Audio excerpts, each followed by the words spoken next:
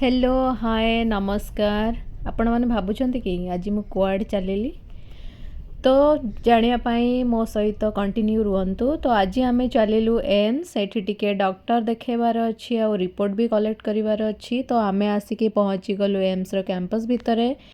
Daily AIIMS रे एबे old age लोकों पई खोली जाइए आ गोटे डिपार्टमेंट।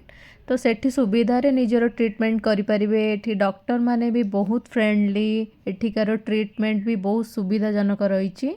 तो जो माने जानी नाहंती सेमानक पई तो एम्स रे आमर काम सरीगला। एठी रिपोर्ट भी आनिलु आ डॉक्टर भी देखैलु। तो आमे चलिलु आ गोटे जगह। तो मु जणेबी आमे कुआडे चलिलु। एठी देखंतु बहुत बढ़िया लगुच आमर छाई देखिकी। कोई उधर से आएगा तो कैसे आपण मैंने भावुं कि आमे अंडरग्राउंड भीतर कोठी पशिगलु। तो देखंतु आमे एठी गाड़ी पार्किंग करदेलु। तो आमे आसीचु इंडिया हैबिटेट सेंटर जोटा दिल्ली रे अछि लोधी रोड रे। कौन कहिबी एई जगहटा मते बहुत ही सुंदर लगे, बहुत ही सुंदर प्लेस मते लगे कि एठी चढ़ई मानकर शब्द। एई जगह को आपण माने सैटरडे और संडे रे आसीबे ना बहुत ही शांति लागिबो। केते बढ़िया फ्लावर सब एबे हेइचे कैंपस भितर, बहुत ही बढ़िया। तो आमे चलिलु रेस्टोरेंट जीवा पूर्व ना मु आपण मानको सुनै देबी original sound nature row.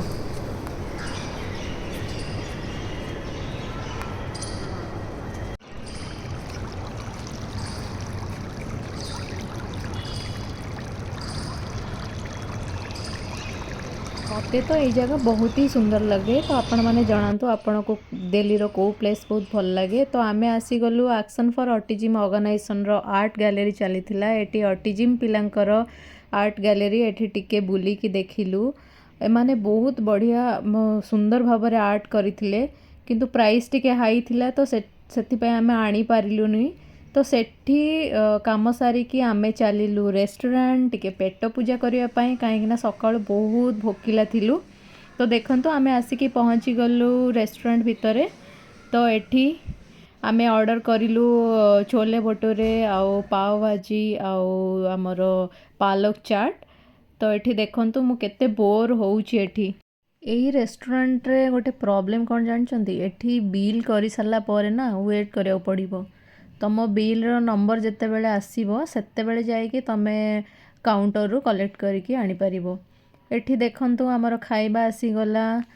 Thank you, bye bye. Connect हेकी रुहंतु नेक्स्ट वीडियो पाई।